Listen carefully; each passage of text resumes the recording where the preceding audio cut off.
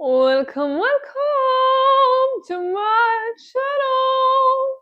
Bienvenue à tous pour cette nouvelle vidéo qui va être, je l'espère, extraordinaire. Alors comme vous pouvez le voir, le setup est un peu différent. L'ambiance aussi, parce que je suis clairement en pyjama. Voilà, j'ai été malade une semaine, plus mes règles, laisse tomber.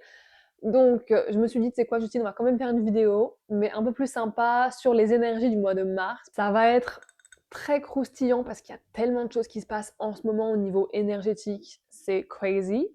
Et aussi parce que je suis médium, en fait, j'ai des claires capacités depuis petite. Et là, on va dire que je les embrasse encore plus, donc je me dis, c'est un peu mon devoir de vous partager ce que je ressens. Voilà pour ça.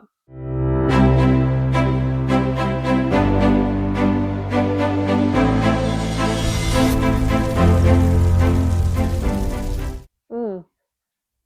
My God, ce thé est extraordinaire. Je me suis fait un thé à la rose et il y a même des bouquets. Je sais pas si vous allez voir. Oh, attendez, des bouquets là, ouh, de roses à l'intérieur, dans une tasse avec des fleurs, avec des ongles rose pâle et des vraies roses. Voilà, voilà. Même si je suis plus dans une DA de rose rouge profond de base, mais là, j'ai vraiment besoin de tendresse et de douceur parce que cette semaine a été très chaotique et éprouvante. Alors, on va pouvoir commencer.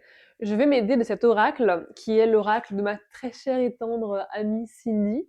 D'ailleurs, je mettrai le lien de cet oracle parce qu'il est vraiment très très beau. C'est l'oracle Azul, je vais vous le montrer.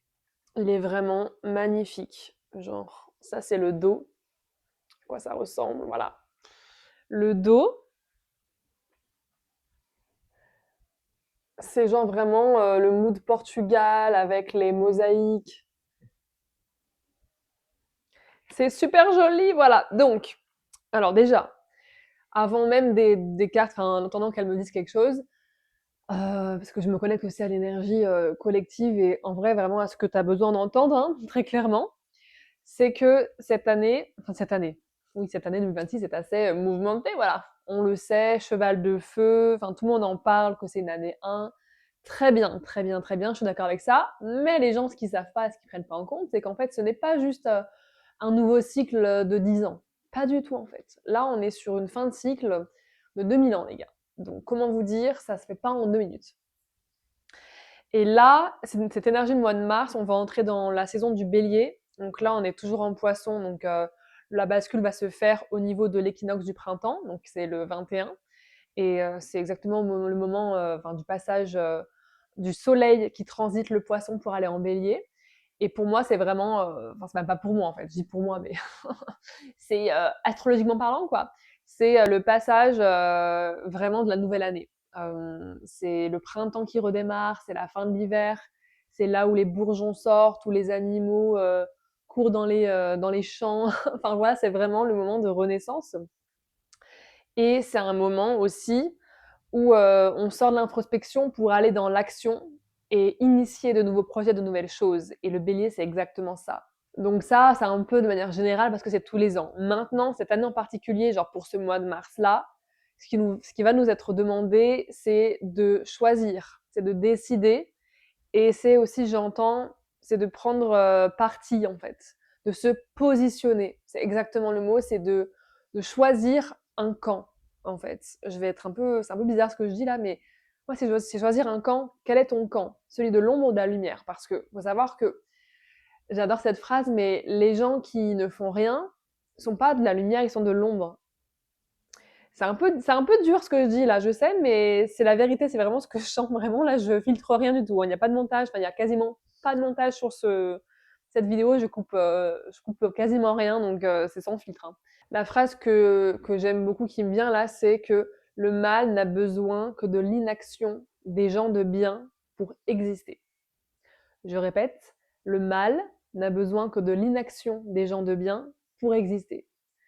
Ça veut dire que si tu te considères quelqu'un de bien, mais que tu n'agis pas, que tu ne dénonces pas, que tu ne protèges pas, quand tu vois quelque chose de mal qui est fait devant tes yeux, que tu laisses faire, en fait, que tu restes passif, passive, bah, en fait, t'es avec le mal, en fait. Tu soutiens. C'est comme donner ton approbation, ton énergie vers le mal. Parce qu'il n'y a pas d'action de ta part, donc ça veut dire c'est comme si tu validais, en fait, dans l'énergétique. Tu valides le mal qui a été fait. Voilà, je me perds un petit peu, mais enfin, je sais pas que je me perds, c'est que j'élabore mon idée. Et pour moi, ça, c'est pas du tout correct, en fait. C'est pour ça, quand je parle de choisir son camp, bah, c'est ce côté du côté de l'ombre ou de la lumière. Ok. Alors, les énergies de Mars au niveau collectif pour la France, enfin, pour le monde francophone, même si c'est plus pour la France, mais voilà, si t'es français expatrié, ça fonctionne aussi. Là, déjà, on a l'instinct. Voilà. On a l'instinct. Bon, ça, c'est très, très bélier, du coup, pour ça. L'instinct, c'est vraiment choisir avec ses tripes, quoi. Enfin, c'est direct, en fait. Ce jeu, il est hyper direct. Donc, est-ce qu'il y a besoin d'explication? Je suis pas sûre. Juste, écoute ton intuition.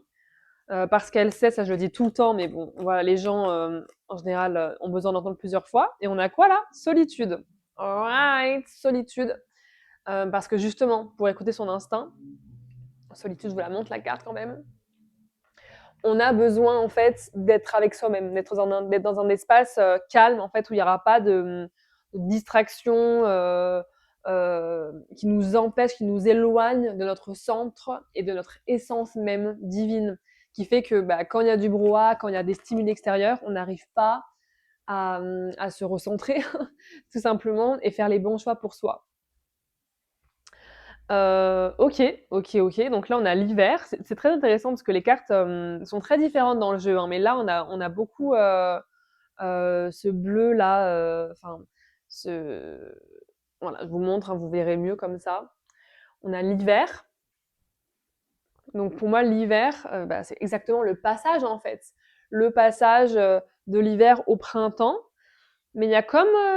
parce que du coup, là, ce qui est intéressant, c'est que normalement, on est censé être au printemps au mois de mars. Mais dans l'énergie, je sens que l'hiver va peut-être un peu se poursuivre un peu plus longtemps.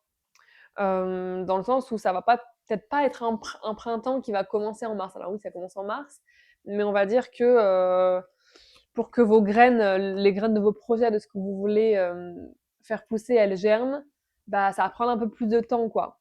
Ça sera pas une transition aussi radicale de aller en mars, c'est le printemps. Peut-être que l'hiver va durer un peu plus longtemps cette année, mais pas en termes de température extérieure, vraiment en termes intériorité, je parle. Et on a la signature. Donc ça après, encore une fois, il faut le voir comme quelque chose qui va forcément parler à tout le monde parce que c'est un tirage général. Donc c'est pas parce que je te dis qu'il y aura une signature que forcément tu vas signer un contrat, mais c'est possible. Donc pour les personnes avec qui ça résonne, on a la signature d'un contrat au mois de mars. Donc ça peut être lié à plein de sujets. Après, je parle vraiment au niveau collectif global pour la France. Peut-être qu'il y aura aussi un truc au niveau politique. Ouais, genre, je sais pas. En tout cas, et là, ce que je ressens en moi, c'est qu'il y a besoin de sortir quelque chose, il y a besoin de sortir quelque chose de soi, que ça soit des mots, que ça soit bouger l'énergie dans le corps, en fait. Bouger l'énergie du corps vers l'extérieur pour sortir quelque chose. Là, je vous dis ça parce que je sens un truc au niveau digestif et au niveau qui remonte là, au niveau émotionnel, énergétique, tout ça. Et ouais, en gros, c'est ça. Et en d'autres decks, j'aime bien prendre ça. Ça, c'est l'énergie du moment actuel. Là, je tourne la vidéo, on est le 7 mars, elle sort le 8. D'ailleurs, elle sort pile pour la journée des droits des femmes et non pas juste la journée de la femme. Oh, c'est trop bien. Non, les gars, on lutte pour nos droits, nos libertés, merci. Et là, on a la tranquillité. Donc pour moi, c'est vraiment l'énergie, c'est d'aller vraiment se mettre dans son centre. Donc là, avec la solitude, l'instinct, l'hiver, signature et tranquillité, pour moi, c'est vraiment ça, c'est ce passage. Mais on n'est pas dans un feu, comment dire, du bélier où, comme je vous ai expliqué, le feu, c'est vraiment, c'est hyper impulsif. On passe à l'action, c'est let's go, let's go, let's go. Là, je sens plus que l'énergie globale, elle n'est pas forcément d'aller dans l'action précipitée, mais bien de se recentrer, de revenir dans son cœur, dans son centre, pour faire les choix justes, peut-être pour signer quelque chose, un acte de vente, l'achat d'une maison, un contrat professionnel. Ça fait pas mal de choses différentes, mais on a besoin de ça, parce qu'après, ce qui s'en vient, à mon avis, ça va être assez costaud, quoi. Et en plus, on a Saturne et Neptune qui sont rentrés en bélier, là. Donc déjà, c'est assez intense. Enfin, je pense que vous l'avez senti, mais moi, en février, je trouvais que c'était super intense. Et là, en fait, ça va pas forcément, on va dire, «s'améliorer» entre guillemets, mais on a besoin de se poser avec soi-même. Voilà pour les énergies du mois de mars. Donc j'espère que ça t'aura parlé. Dis-moi en commentaire ce que tu ressens, comment tu te sens, si ça te parle. Et je te dis à la semaine prochaine pour une toute nouvelle vidéo. Bisous, ciao.